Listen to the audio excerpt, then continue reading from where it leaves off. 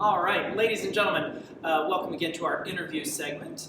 We're actually flip-flopping this as well to go along with our miscast month. And last year, I had the pleasure of interviewing Suellen Yates and Judy Greenhut. And during that interview, we had so much fun. Suellen actually asked about interviewing me. And so it turned out to work perfectly for our miscast month. So I'm going to turn it over to Suellen, and I have no clue what these questions are going to be like. Hi, Jason. So first question, how does it feel to be in that seat rather than this seat? I'm a little worried. Just not knowing what to expect as far as what questions, and hopefully not sounding like a fool. I can relate totally, exactly how I felt when you interviewed me. So, but luckily, as we talked about, you're going to do the editing, so it should be fine, right? I do have a bit of a plus there, yes.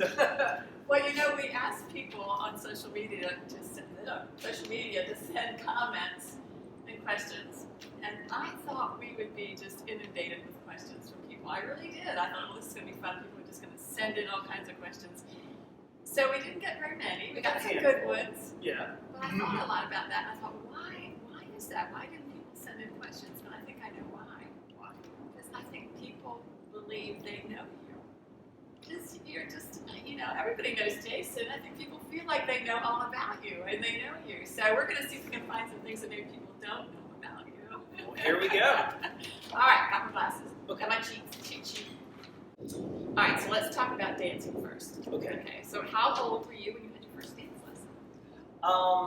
So my mom's a dance teacher, and I started classes officially when I was right before I turned 4 years old. And that's pretty much what my mom does at her studio. Any younger than that, and it's more like daycare than really like a dance lesson. But I do know that I would dance around, basically just watching everybody else that would dance at our studio.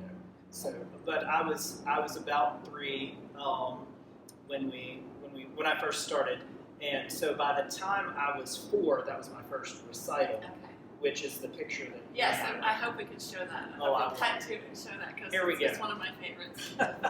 Collective awe. So tell me about that recital. Do you remember it?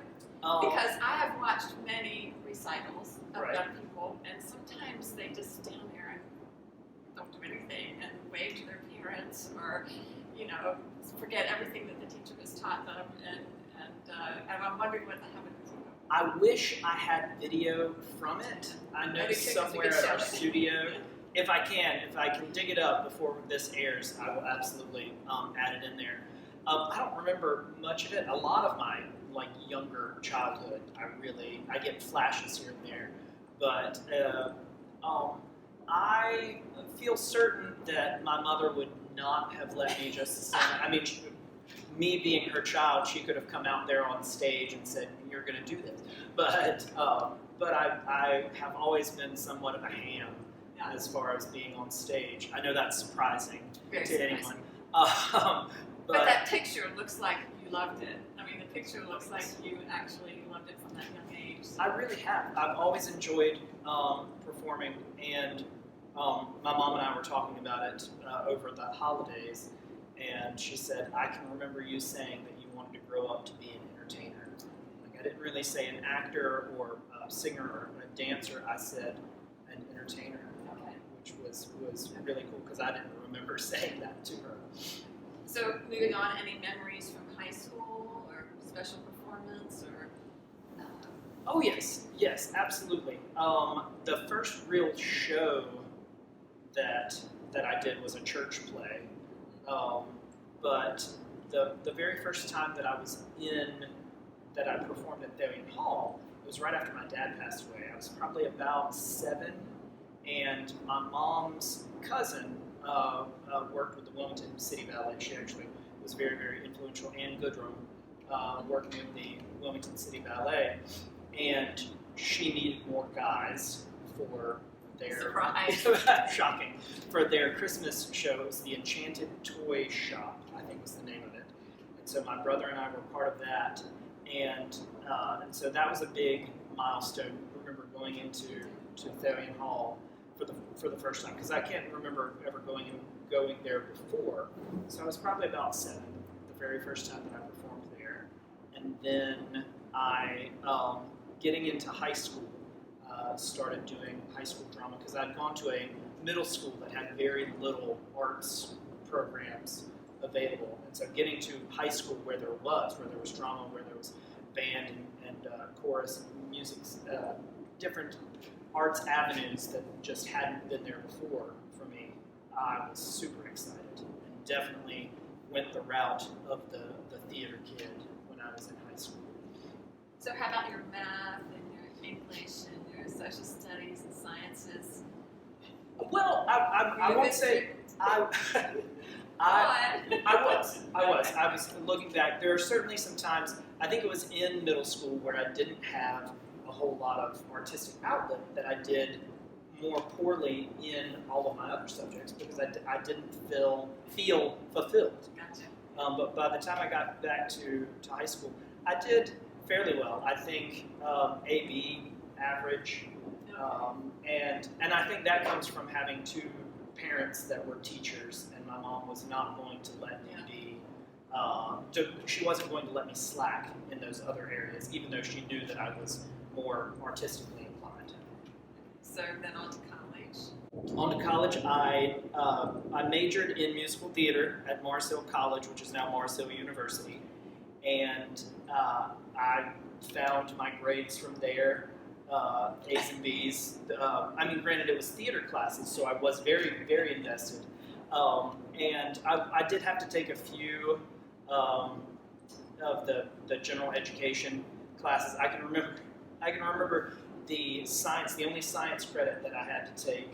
I just had to pick basically a science class, and some of my friends were education majors, so there was this elementary education science class, and by the end of it, our final project was we had to pick a topic and present a small presentation, and I presented on the solar system. And I made a helmet that had an entire orrery around it, and so many of the actual education majors were upset because I kind of screwed up the curve for the presentation grade. I can understand that. And I was like, I'm a theater kid. I'd love to see a picture of that. I'd love to see a picture of that. Okay. So let's talk about your first opera house show. My first opera house show was 2005. It was Grease, and I played Teen Angel. I was also part of the ensemble, but it was such a fun experience, and I knew no one, but it was so fun to be involved in a community that really, really got excited. And what year was that? 2005. So, coming up on this summer, it'll be 16 years since that, but it was so much fun, and you very much were instrumental in making that happen. Sorry. I wasn't able to be here for the auditions, and so I sent in a tape, and I think my mom maybe got it to Steve, and you delivered it to Lou, and I think Lou gave it to Ron. And because my husband worked with your uncle. Yes. Well, my dad's cousin. Dad's cousin. Small world. Anyway, yeah, that's true. True story. Okay, so let's talk about some favorites. What's the most wonderful, impressionable show you've ever seen anywhere? That I've ever seen? Oh gosh, it's interesting. There are so many shows I think that have made an impression in such different ways. Mm-hmm. The very first Broadway. What's the first one that comes to mind when I said that? The very first Broadway show that I saw was Les Mis. Really? It was I think it was the summer of '96. We took a school trip to New York. And I may have been there that night. Well, what's funny is that this was before I really understood just the expanse of what Broadway is. I have been very, very familiar with only a few shows. You know, the kind of milestones. Your Rodgers and Hammerstein, Sound Music, and South Pacific, Fiddler on the Roof, Chorus Line, the songs that came up while working in the dance studio, or while the ones that my mom would pull pieces from. And so we went to New York, and Les Mis and Miss Saigon were the two shows that we ended up seeing. As a 13-year-old kid, 13-year-old boy at that, the most that I got out of both of those shows were when Javert jumps off the bridge, and the bridge goes up. Yes. And so the technical aspects of it were just mind-blowing. When they landed the helicopter on the stage in Miss Saigon, those were the things that really stood out to me. It wasn't the power of the story, because I just wasn't there yet. I didn't comprehend all of that. But then getting into high school, we took another school trip. Of course, this was with my theater friends. Now I'd really, really discovered the magic of it. And we saw The Lion King. And the puppets, the elephants coming down the aisle, just blew my mind as far as, because I'd always enjoyed puppetry. And so that, I can remember really, really kind of understanding so much more about it, especially compared to, well, and it didn't help that when I saw Les Mis, I was on the top balcony in the last row. Yeah. And so I was like, that might be the person that was singing that song earlier. I can't really tell. That's funny, because that was my first experience with Les Mis, too. I was so far up, I could hear the music, and that was about it. Right. You're just like, well, it sounds lovely. That's right. But as far as shows that really, really have made an impact on me, it's funny because I feel like every single one has added another. Well, I'm a fan of Legos, so I'm going to say add another little brick. We're going to talk about Legos. I have it down here, right here. Okay, we're going to get to it. Okay. It has added another little facet to my love and appreciation for the arts, for the art form of theater. Well, I don't like it when people ask me this question, but is there a favorite show you've ever performed in? That is tough. And you can't do this, when this is just the first one that comes to your mind. Because I know there are many, but is there one that just, if I say that, what is the first one that pops into your mind? The first one that really, really pops to mind, honestly, in this moment, which you could ask me probably in another week, and it would be something different. But at this moment, it is Will Rogers' Follies, okay. Which we did in 2016, and he was Will Rogers. And I was Will Rogers, and it was a hell of a show because Will kind of stands there and talks to the audience for so much of it, and I had been familiar with Follies shows, but I'd never actually done anything in that style, and that was intense, especially because so much of Will's, it's written kind of as a monologue, yes. But it really actually is dialogue. You are interacting with the audience, you are talking to the audience, feeding off of them, and in rehearsal that was so difficult. And Ron Chisholm, again, who also directed my first show, Grease, he was just very, very specific on how it needed to be, because he knew the end result, but I didn't, and so he really, really pushed me to try to make sure I knew that it was going to change when I actually got an audience, and not to mention the singing, the dancing, the stairs, the rope tricks. It was a wonderful show to be a part of, but it definitely challenged me, pushed me. And so that's why I think it jumps to the top, certainly. All right. How about favorite show you've directed? Favorite show I've directed? That also a tough question. Yes, it is. But having put together the last week's episode and talking to Amelia Torello about Peter and the Starcatcher, was so much fun because I had 12 people that were just so invested, so willing to act the fool. And honestly, I would come in to rehearsal and I'd be ready for all of this. And sometimes what I had in my notes turned out completely different because there were 12 people that had great ideas, that had great energy. And so it was fun to not be so stuck to what I had in mind and be able to work with what they were willing to do and they had in mind. So this is some of the questions that I asked you. What is the one role you would never want to do again? See, that's another really, really tough one. Because there's so many. No, because like I was saying earlier, I do think that but there has to be one. Every part has added something, even if it was something that, hey, I will never do this again. I will never make that mistake again. But I really, I don't know. Even when I saw your question online, I've been trying to think about it, and I would have to say that it's more, and this is very, very bad because I don't like feeling like this. It would be more so that there may not be people that I would want to work with again, just because their style doesn't fit with my style. And of course, I don't want to mention any sort of my name might be on that list. Moving on. I would not have agreed to this interview if her name was moving on.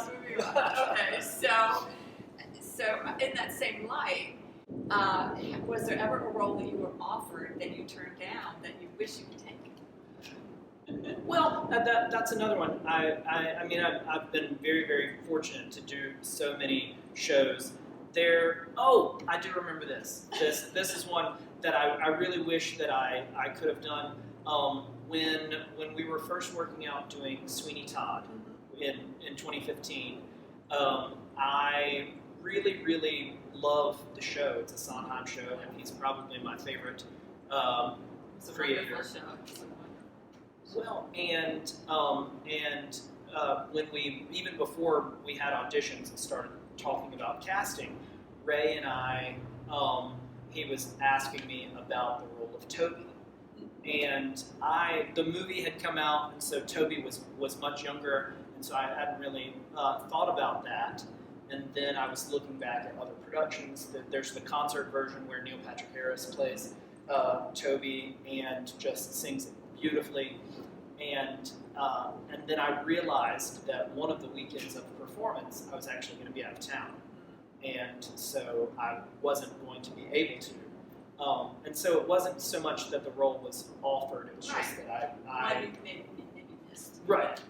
But if any of you saw it, Bradley Barefoot played the role and just knocked it out of the park. Bradley, I love you. I mean, and Jeff Phillips and Cindy Camucci and oh, yes. Vernon. We had a fantastic cast. It was the first time that Ken Briggs worked for Opera House, and then he came back and worked with us for City of Angels, which was so cool.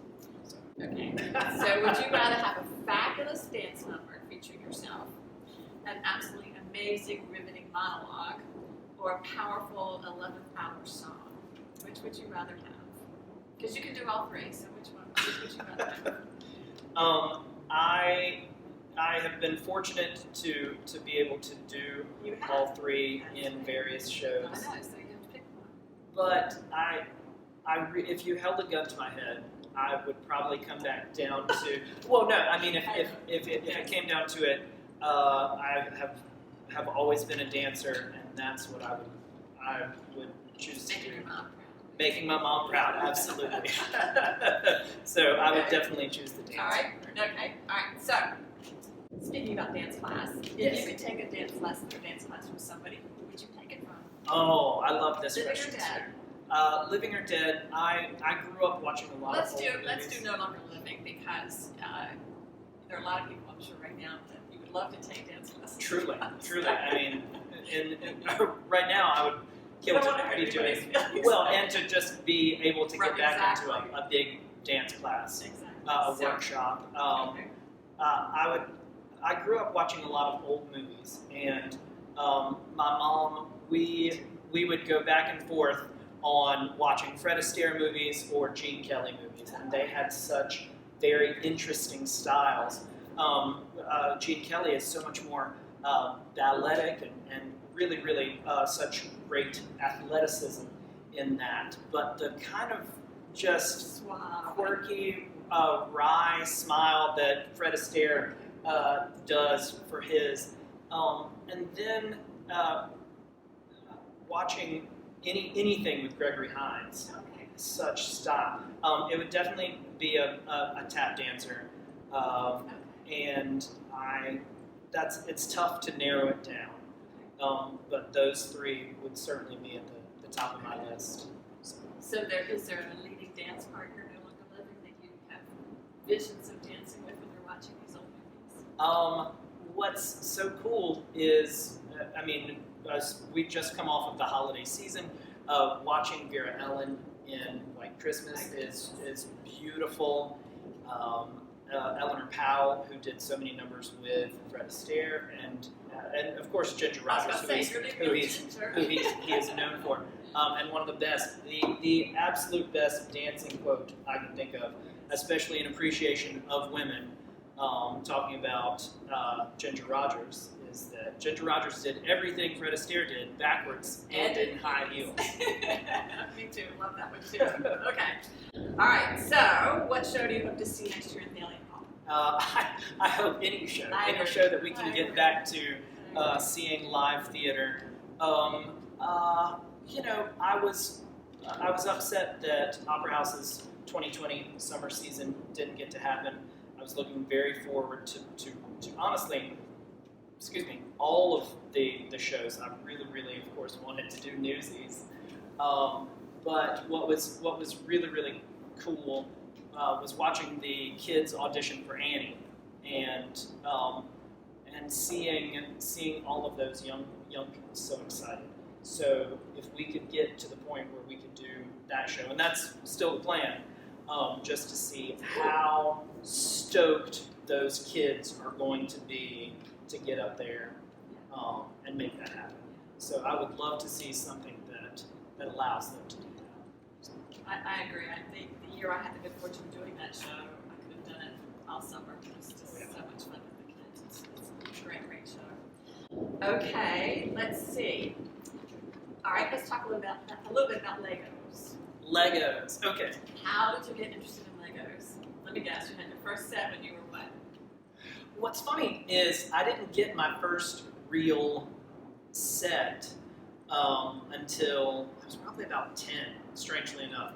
My brother, he collected them when he was younger, and he would get all of the sets, and he very much put them on display. Like he had a shelf that he had all, and I just had like a big bucket of Legos, and I would build lots of random things all over the place, and then I was like, well, I've got to put these away, and so I'd tear them up and put them away.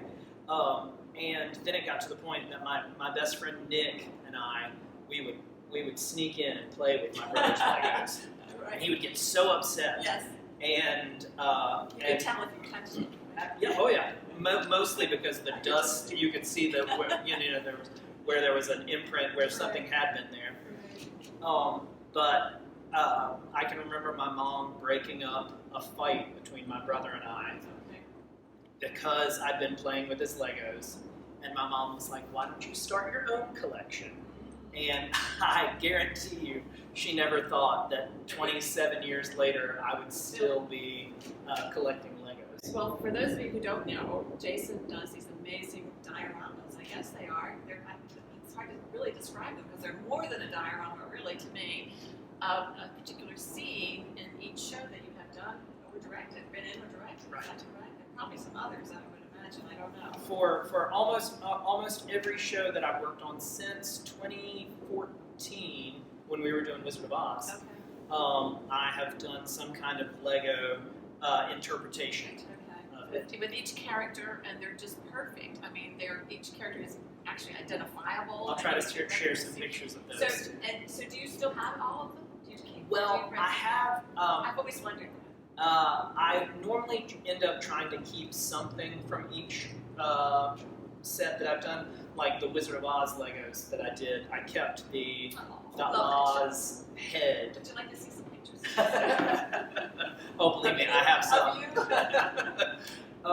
But normally I have to take most of them apart in order to have pieces to do the next one. But it's funny, there are several, because I've worked with several actors continually, there are some pieces that I know, if I'm going to be in a show with George Dombey, I'm like, this is the head that I've used for George in so many sets. Or, it's really, really fun to have some consistency there, too. So when you're watching a show, do you then say, oh, that's the scene I'm going to do? Or does it kind of, and some of them are kind of like amalgamations or combinations of things. Right. A lot of it depends on how much time I have going into it. But then also, the things that really, really stand out as far as what works well in pieces. Like I didn't have enough to build a full carousel when we did Carousel, right. But I had a kind of a small turntable and I put several horses on there. I don't even know if it had a roof to it, but it just needed, it needed that in order for it to really, really feel like Carousel. So the stuff that really it boils down to. Right. And I've been told, although I haven't seen it, that you have a room that has all sorts of Lego displays in it. Is this true? Yes, I would say. I want to see that someday. Still, it's on my bucket list. You are welcome. You are welcome to come to Burgaw. It's actually in the back of my mom's dance studio. It used to be a room where my dad, he did taxidermy, and he would sell, or if people wanted something done in taxidermy, they could come to him. But after he passed away, it kind of went empty for a while.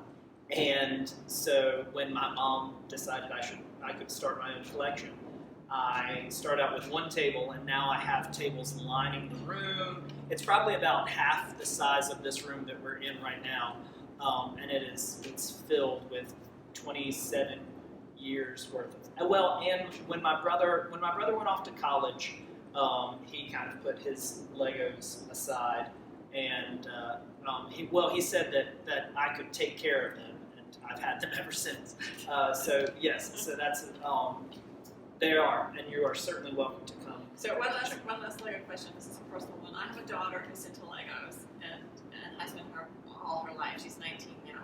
She probably will not like me saying this, but she keeps all of her sets in Ziploc bags and labeled and instructions, and so that she can go to each one and have all the pieces right there. Now I know that's one style, but there's another style of just having all the pieces dumped into a big bucket and being able to put things together. So I'd like to know which one are you? What's funny is I'm kind of halfway in between, because because people know that I collect Legos. There are so many people that have just passed their Legos on to me. John Marcus, who has done several Opera House shows, Anne Hawthorne, when we were doing Chicago, she was like, my kids don't play with their Legos anymore, and so she brought me a whole bunch of Legos as well. And so they normally get delivered to me in huge buckets. Okay.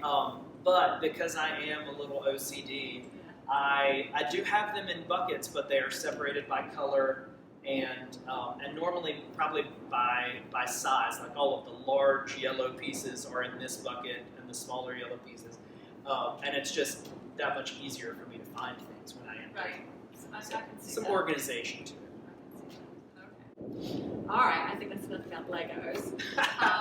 Do you want to talk a little bit about your new project, of which I don't know anything about, this Ghostlight? Oh, yes! I think that would be awesome. I would like to know that. This was not a setup. He doesn't know I was going to answer that. I do not. And to the point that we just kind of revealed all of it recently. It's a concept that has been floating in my head. The name came to me, honestly, 2-3 years ago now. I just thought, I like the alliteration. I love the idea of ghost lights. There are galleries of just different ghost lights at theaters, some of them very, very elaborate. I can remember the one that Jeff Loy used to have at Thellion Hall. It had this really, really cool kind of, it started out as a wig head, but then they, built it up, and it looked really, really awesome. But, and I also am a huge fan of t-shirts. And so I basically took those two ideas, and I was like, we need some fun theater kind of inspired t-shirts to let you show your love for theater.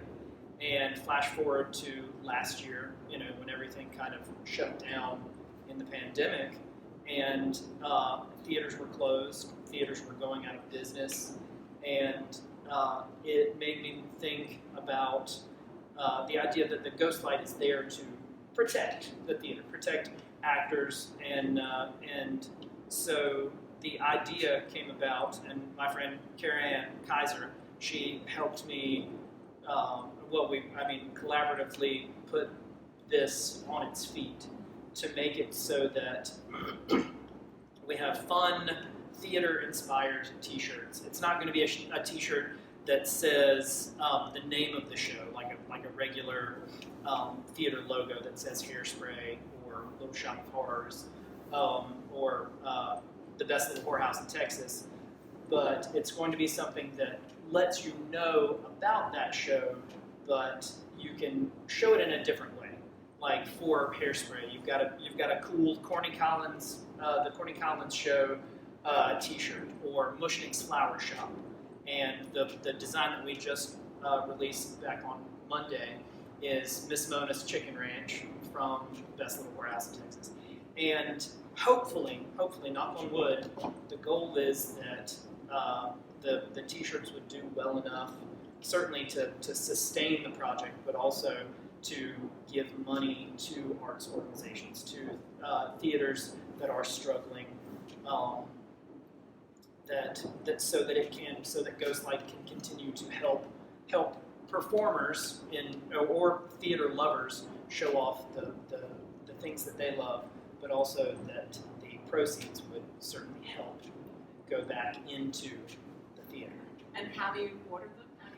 If you go to ghostlightgraphics.com, you can check out the website. We've got several designs up there, and there will be many more coming soon, as soon as we can get them put out there. But you can also follow us on Instagram and just spread the word about it, and that would be great. Okay. Thank you. You're welcome. That was a surprise and not a setup. So, so let's go to some of these questions that people sent. Oh, next. gosh, okay. This is from Kristen and Samuel Selby. And this is, how many hours a week do you spend dancing, whether for fun or for teaching? This is the first year in a while that I actually am, for teaching-wise, I'm dancing 5 days a week. Normally, because of this, that, or the other, it's been less than that, but I've been doing lots more private lessons because of the pandemic and everything. So for classes, I'm dancing at least 2 hours every day, and then I normally prep for that another hour or so. I mean, it's the reason that I'm normally always wearing some kind of dance attire or sweat clothes. It's because I'm usually always dancing. And if you see me in something other than that, you're catching me on a very rare day. Okay, so at least 10 hours a week. I would definitely. Okay. This one is from Jason Hatfield. Hello, Jason. If you could do a reboot of any musical in history, why would it be Pal Joey? Somehow I think this is a setup. So, since 2007, which was when we did Pal Joey, we have made such a big joke out of that show. And actually what's funny is when I look back on it, it was well attended and it was very well put up, and we had a fantastic cast.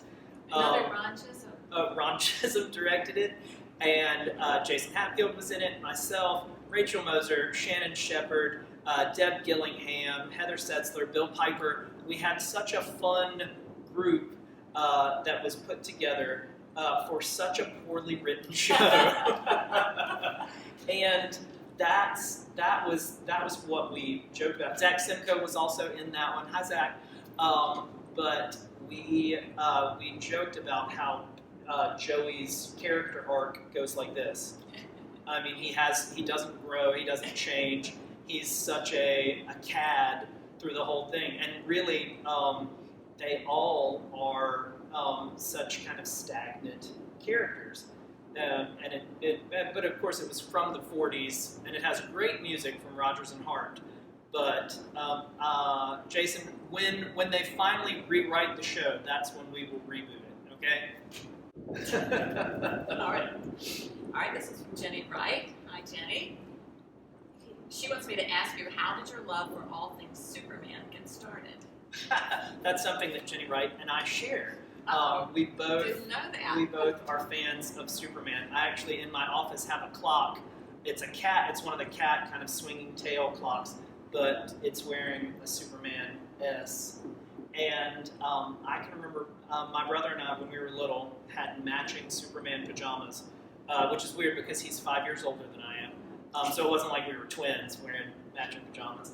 But ever since then, that's been the most iconic sort of comic book thing. And I have read comics for most of my life since I've been able to read.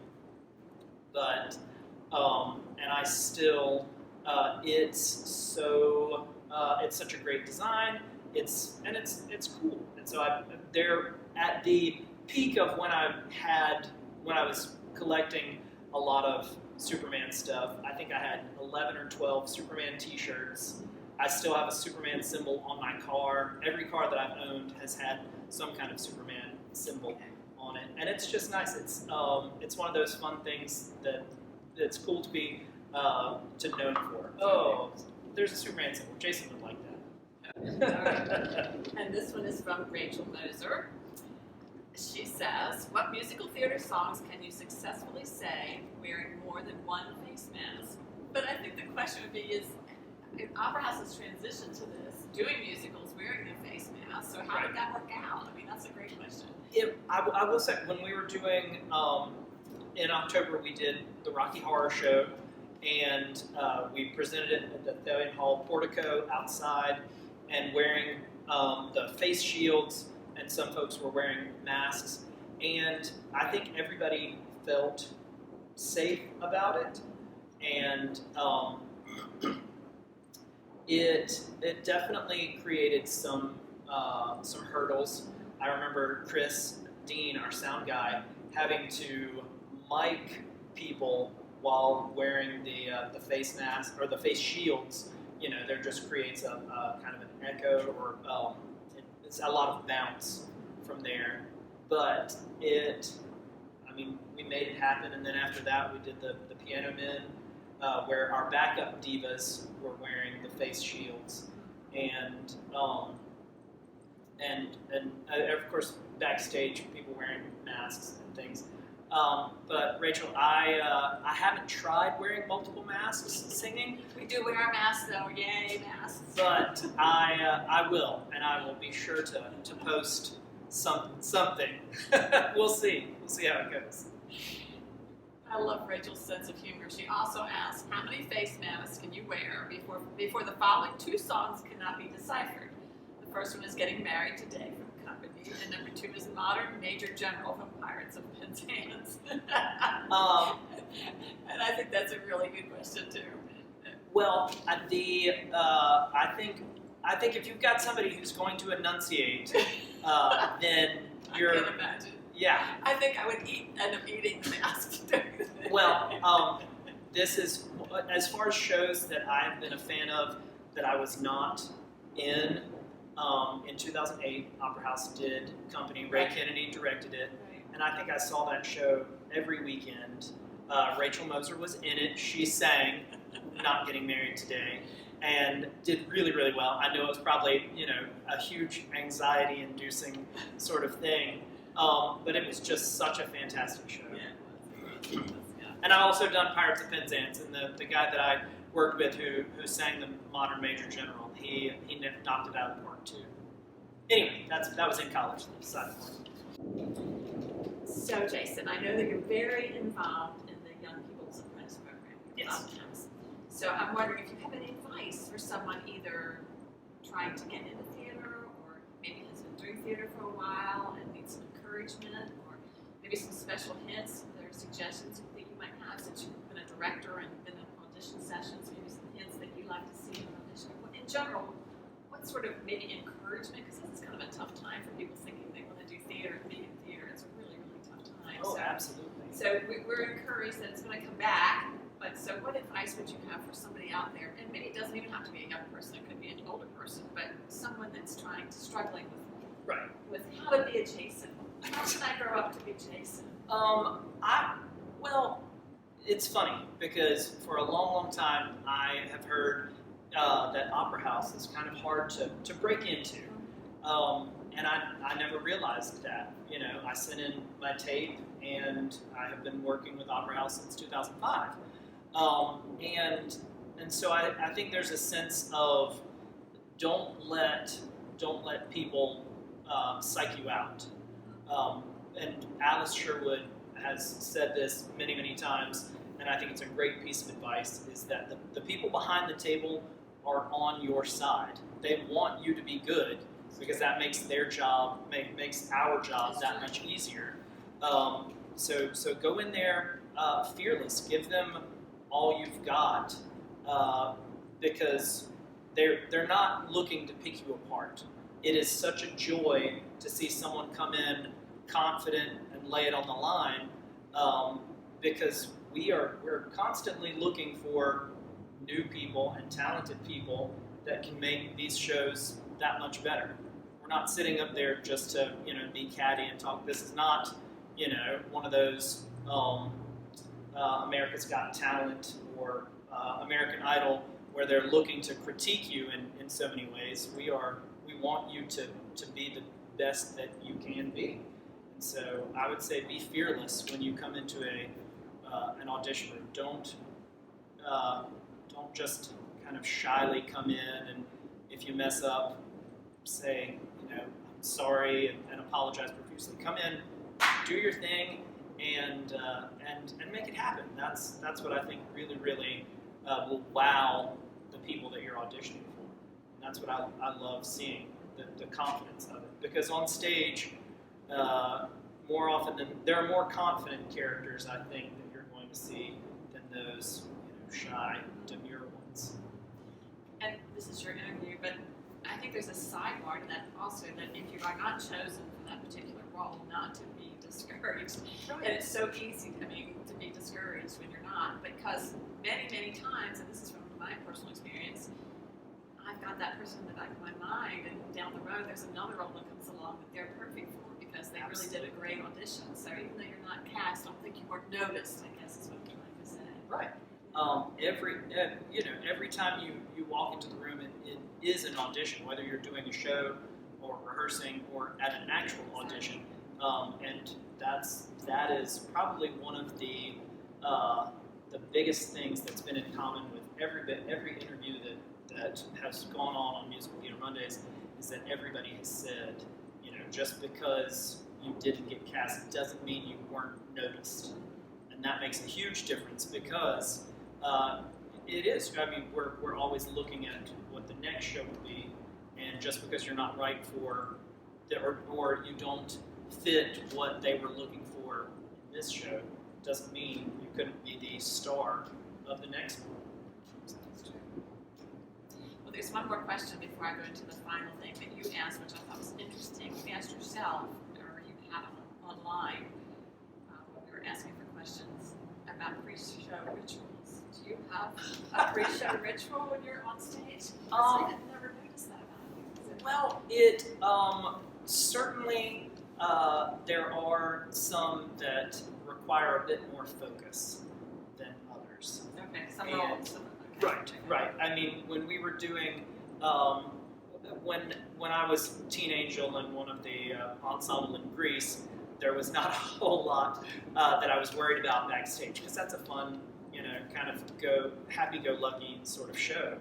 But when it came time for excuse me, when it came time for Will Rogers, when it came time the next year for Jesus Christ Superstar, which she directed me in, much different roles, much more focused roles that entail so much more, and it really is. There's time normally either in the dressing room or in the wings where I just kind of take a moment, breathe, and just know that for the next 2 hours I'm dedicated to telling this story. I'm not in the wings checking my cell phone or texting friends and things like that.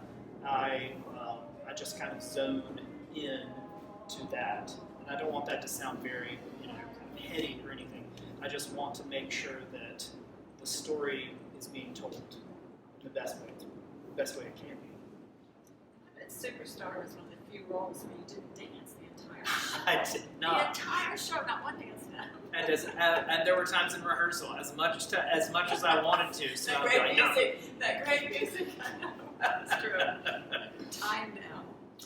Okay, so let's end with one of my favorite things: the inside the actor's studio that James Lipton did for so many years. I was always fascinated by that show, and so delighted when I had the time and the right channel to be able to watch it. Right. I did some research. He had over 300 guests. He interviewed over 300 guests, and Paul Newman was his first guest. Which Paul Newman was in this room and gave a meeting many years ago. Really? He was in town. He came and sat right over there, and several of us, maybe 20 of us were invited to come and talk with him. So I was really excited to hear that he was the first guest. That's fascinating. Yeah, it was great. It was wonderful. Anyway, his questions were taken from Bernard Pivot, and I probably won't do the French, so he didn't invent these questions or create these questions. He stole them from Pivot, who stole them from Marcel Proust. And Proust was, of course, a French novelist and critic, and I love this, I did my history. I was trying to impress you that I did this research. But he was a really very influential early writer, late 1800s, early 1900s. But he believed that by answering these questions, a person would reveal their true nature. Now, I'm not going to go into all the questions he asked, because some of those, I read them and I'm like, oh boy, we can't go into there. But I pulled some of a combination between them to see, so let's see what happens, okay? Okay. So, and these are supposed to be what pops into your head, okay? So, what is your idea of perfect happiness? Perfect happiness is dancing. Honestly, there is nothing more joyous. Your mom is in tears right now. You know. She probably, if she finds a way to watch this, she probably would be. Okay, what is the most overrated virtue? Most overrated virtue. Well,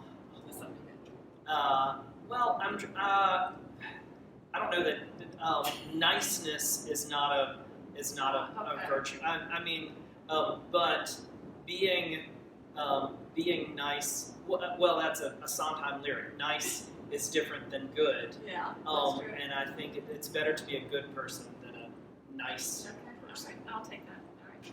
Do you have an irrational fear, like someone who we won't name but has been named earlier has a fear of spiders? So let's see. Do you have an irrational fear? It's related. Spider webs. Oh, okay. I do. My hell is just walking through spider webs unexpectedly, and then having to just scrape them off of my skin.